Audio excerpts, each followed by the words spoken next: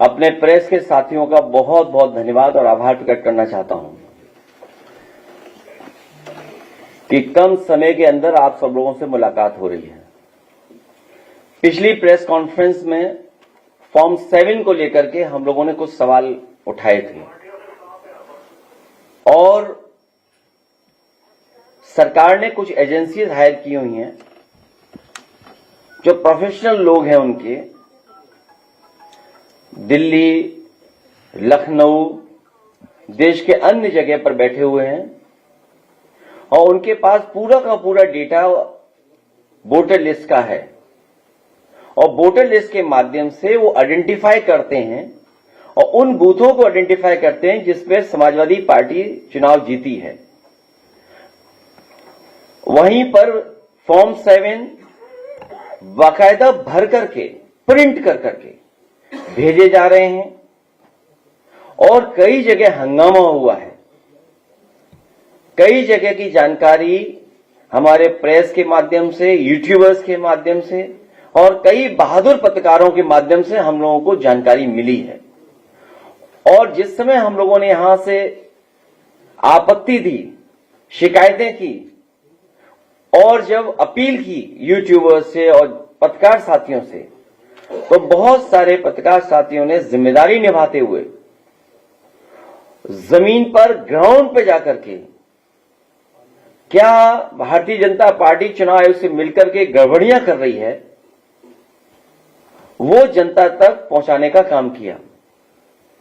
अभी तक तो एसआईआर के माध्यम से बिहार का चुनाव उन्होंने जीत लिया। एसआईआर की बड़ी भूमिका थी माहौल बिगाड़ने के लिए, दबाव बनाने के लिए, मनोबल गिराने के लिए। बिहार के चुनाव को जीत लिया भारतीय जनता पार्टी ने। वेस्ट बंगाल में भी यही कोशिश कर रहे हैं एसआईआर को लेकर के। वहां की सरकार लगातार और वहां की मुख्यमंत्री लगातार इस बात को कह रहे हैं कि चुनाव आयोग भारतीय जनता पार्टी का आयोग बन गया है और उन्हें मजबूरी में भारतीय जनता पार्टी के काली करतूतों के खिलाफ काला कोट पहनना पड़ा और सुप्रीम कोर्ट में खड़ा होना पड़ा कि किस तरीके से भेदभाव, किस तरीके से election commission Bharatiya Janata party का सहयोगी दल बन गया। और यहां तक पिछले बाई इलेक्शन में और इधर जो देखने को मिला है, लगता तो यह कि भारतीय जनता पार्टी का झंडा आयोग को लगा लेना चाहिए। जो फॉर्म 7 भरे गए, जिसमें 2 नामों को हम लोगों ने आइडेंटिफाई किया। वैसे तो बहुत सारे समाजवादी पार्टी को समय समय पर संगठन ने, हमारे पीडीएफ प्रहरी लोगों ने और जिम्मेदार नेता कार्यकर्ताओं ने हमें दिए फॉर्म, जो फॉर्म पहले से भरे हुए थे, बड़ी संख्या में फॉर्म। द्वापर और त्रेता के जो लोग हैं उनसे हमें बड़ी मदद मिल गई, दशरथ और नंदलाल। द्वापर, त्रेता, सनातनियों के खिलाफ दशरथ, उनकी बात सामने आ गई और आज हमारे साथ नंदलाल हैं। मुझे खुशी है कि बहादुर नंदलाल हमारे साथ खड़े हैं। जो नंदलाल हमारे साथ खड़े हैं, ये वही नंदलाल हैं जिनके भारतीय जनता पार्टी ने दस्तखत कराए थे फॉर्म 7 में। फॉर्म 7 जो इनका भरवाया था नंदलाल का फॉर्म 7, ये नंदलाल अंगूठा मारते हैं और भारतीय जनता पार्टी ने इनके दस्तखत किए हैं। सोचिए दस्तखत में कौन कौन सी धाराएं लगती है। अगर किसी के फर्जी दस्तखत कर दो आप, फोर्जरी 420। और पहले से चुनाव आयोग के नियम है, धारा 31, धारा 32, 31, 32, 31 भी आई। आगे से खड़े जाओ। ये नंदलाल हैं। मैं अगर नंदलाल से कहूं, क्योंकि मुझे 1 लाख रुपए इनाम देने थे आपको, आप इस प्राइज से वंचित रह गए। आप प्राइज ही नहीं मिला आपको। वही प्राइज जो आपको देना था मुझे, वही प्राइज मैंने इनको दिया। 1 लाख रुपए हम लोग इनकी बहादुरी के लिए और इन्होंने जो लोकतंत्र बचाया उसके लिए और जो सच्चाई हम लोगों के लिए सामने लाए। अब भारतीय जनता पार्टी के लोग पीछे पड़े हुए थे इनके, मैं 1 लाख रुपए और इनके मंदिर निर्माण जो कर रही है, ये बहुत ही धार्मिक व्यक्ति हैं, देवी के प्रति इन्हें प्रति बहुत लगाव है, अपने गांव में ही अपने घर पर ही मंदिर का निर्माण कर रहे हैं दुर्गा मां का। तो हम समाजवादी लोग इनके मंदिर को बनाने में भी पूरा सहयोग करेंगे, क्योंकि देवी की वजह से ही आज इनमें इतनी बहादुरी साहस आया है और उन्हीं की वजह से आज भारतीय जनता पार्टी पकड़ी गई है बेईमानी करते हुए। ठीक, ये लोकतंत्र बचाने वाले प्रहरी हमारे पीडीए प्रहरी पूर्व विधायक अरुण वर्मा और इनके तमाम सहयोगी साथियों जिनका नाम मैं नहीं ले सकता हूं, उनके प्रयासों से आज नंदलाल हमारे आपके सामने हैं। भारत निर्वाचन आयोग का नियम है, यदि कोई व्यक्ति मतदाता सूची से नाम कटवाने के लिए फॉल्स लिखित कथन करता है अथवा कोई व्यक्ति किसी दूसरे व्यक्ति की ओर से ऐसे आवेदन प्रस्तुत करता है किसी विरुद्ध लोक जो 31 है, धारा 31, 32 के तहत एफआईआर दर्ज कराई जाएगी।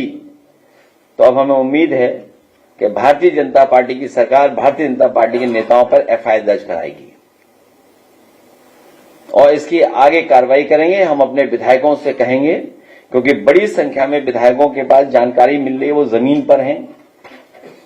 विधायक सैजुल इस्लाम, उनके क्षेत्र में भी फॉल्स इंफॉर्मेशन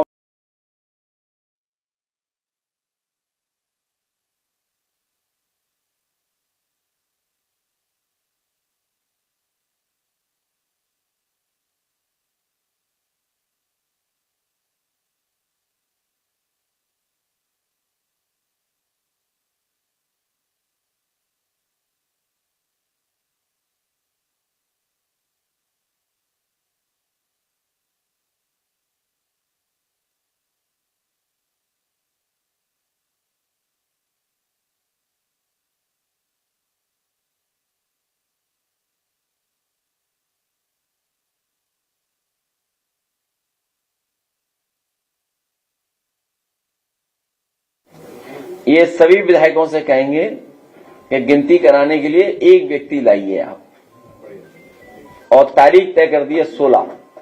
कानपुर क्षेत्र में भी काटे जा रहे हैं। खड़े हो जाओ आप योगी जी से सुंदर हो, तब भी वोट काट दे रहे हैं योगी जी आपके। मैं एसडीएम को कह दिया जी, अगर किसी का वोट काटा आपने तो कमस्ती आपके आ जाएगी। आप बताइए, हमारे जो पार्टी के योगी हैं। हेलो, हाँ भैया, बढ़िया एकदम। तो आप अपनी पत्नी के साथ आएंगे यहाँ, और जो दावत आपने नहीं दी है हम सबको दावत दोगे आप।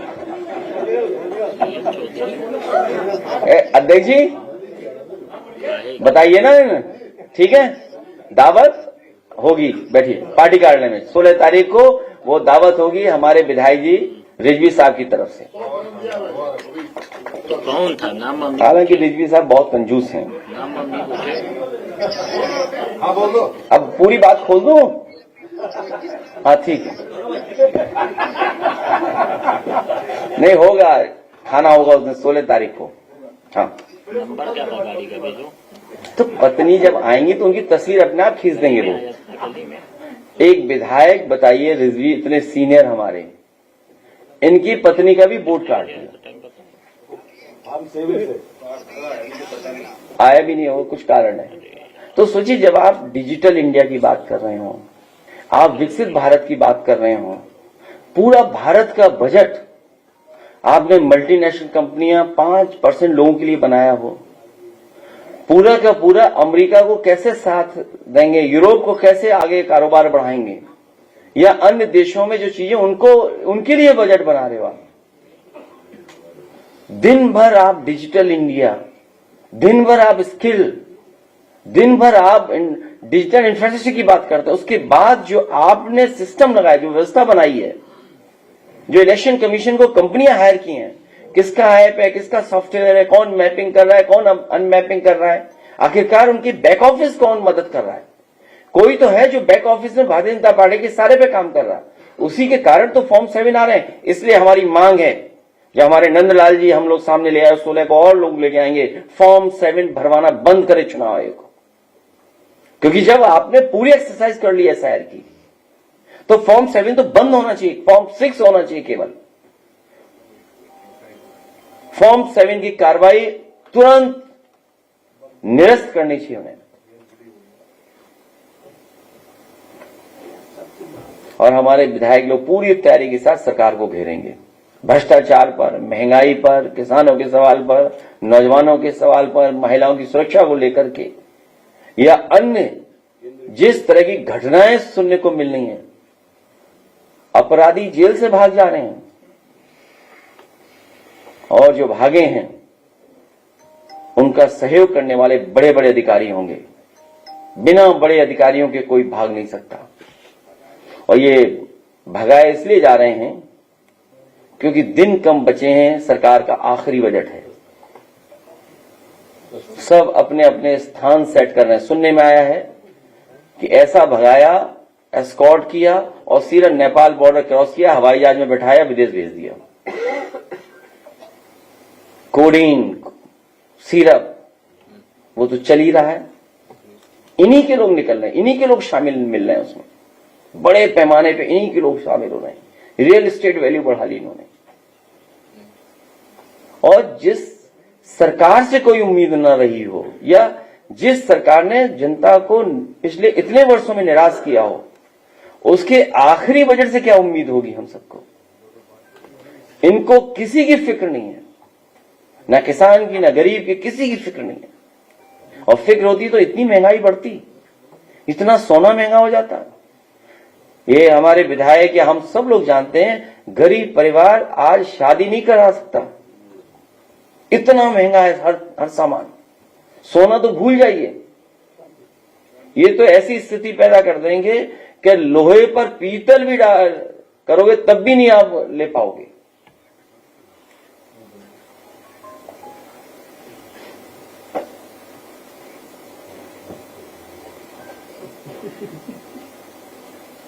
इसलिए नंदलाल को एक बार फिर बधाई,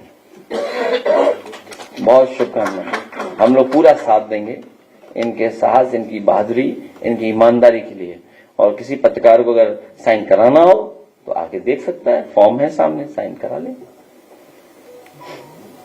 देखिए इनकी प्रताड़ना भी होगी है आजमगढ़ में। सर हम लोग जिलाधिकारी के सामने प्रस्तुत किए ना। अरे नहीं होगी, क्या टेंशन ले रहे हो आप टेंशन मत लो, आप बिल्कुल टेंशन मत लीजिए इस बात के लिए। आज 7 के अलावा तो पता चल रहा है कि कुछ लोगों के नाम ट्रांसफर किए जा रहे हैं। वो जानकारी लेंगे समय समय पर। देखिए बहुत मोटी मोटी बात है, भारतीय जनता पार्टी की हर काली करतूत पकड़ी जा रही है, हर बेईमानी पकड़ी जा रही है। आखिर सरकार ईमानदार क्यों नहीं है? आयोग ईमानदार क्यों नहीं है? आयोग की जिम्मेदारी बनती है कि निष्पक्ष और कॉन्स्टिट्यूशनल वैल्यूज को बचाएं। सिस्टम जितना ही स्ट्रेंथन करेंगे उतना ही डेमोक्रेसी स्ट्रेंथन होगी। अगर हम सिस्टम को खत्म करें, इसका मतलब लोकतंत्र को खत्म कर रहे हैं। जो जहां बैठा है उसकी जिम्मेदारी है कि सिस्टम को बेहतर करें, व्यवस्था को बेहतर करें। वो व्यवस्था बेहतर होगी तो हमारा लोकतंत्र और मजबूत होगा, लोकतंत्र पर और भरोसा बढ़ेगा।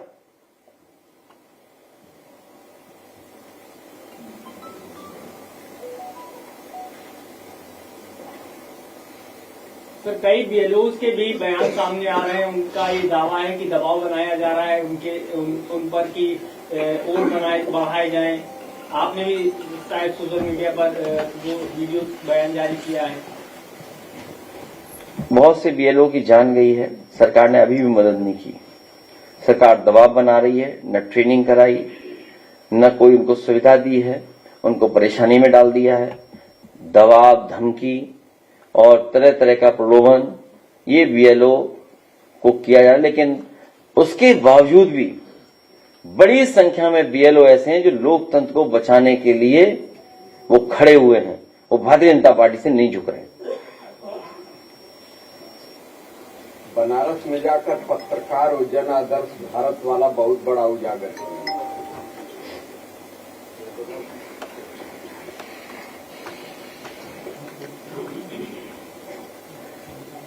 हमारे पत्रकार भाइयों, आप भी प्रहरी बन जाओ लोकतंत्र के। आपसे भी अपील है।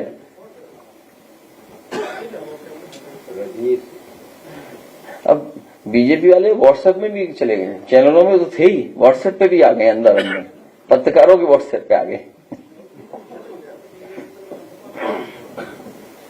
सर, कई जगह पे सोशल मीडिया पे कि आप 2027 का सफा रिजल्ट नोएडा से शुरू करने जा रहे हैं। अभी केवल फॉर्म 7, फॉर्म 6, BLO और ये नंदलाल जी का फॉर्म है, ये जिसमें उनके दस्तखत हैं, ये दस्तखत नहीं कर पाते हैं, ये अंगूठा मारते हैं।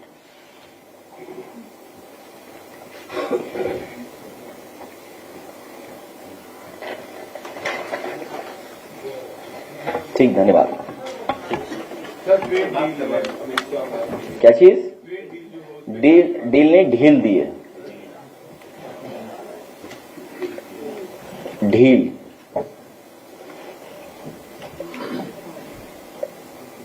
WTO के बाद बड़े पैमाने पर बाजार खोल दिया गया है और बाजार खुलने के बाद सबसे ज्यादा एग्रीकल्चर सेक्टर, हमारे फार्मर्स, गरीब, इनके ऊपर संकट आने वाला है।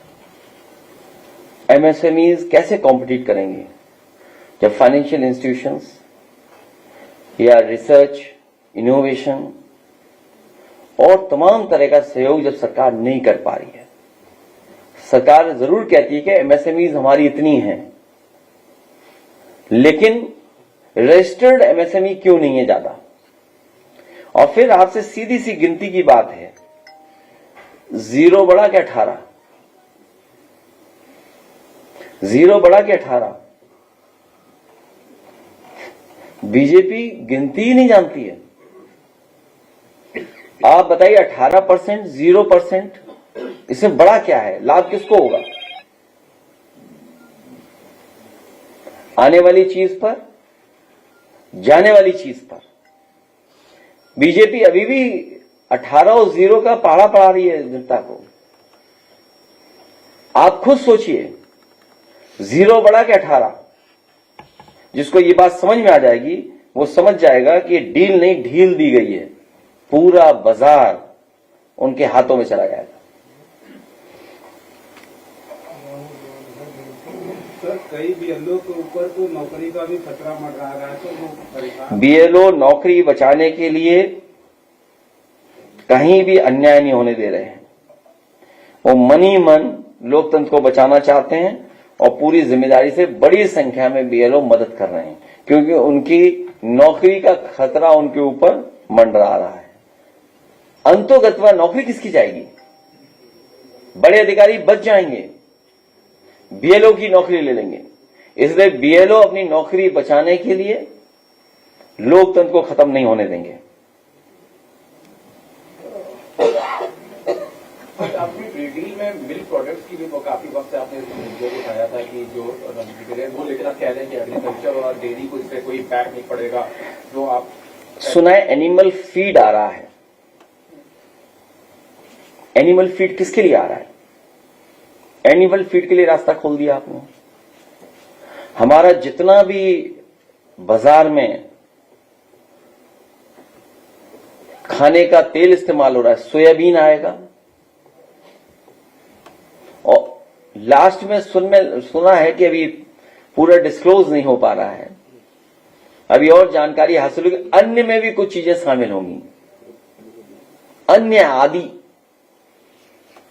इसमें कौन कौन से सामान आएंगे?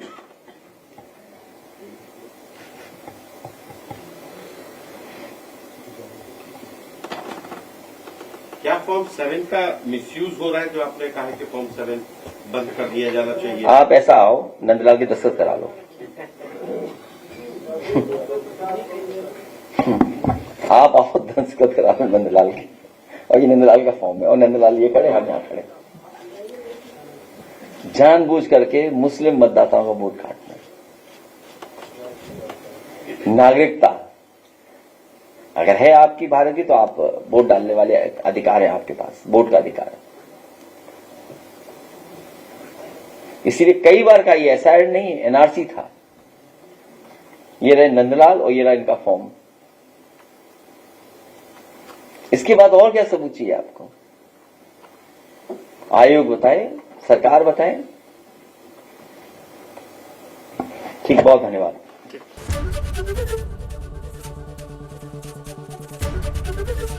एबीपी गंगा, खबर आपकी, जुबान आपकी।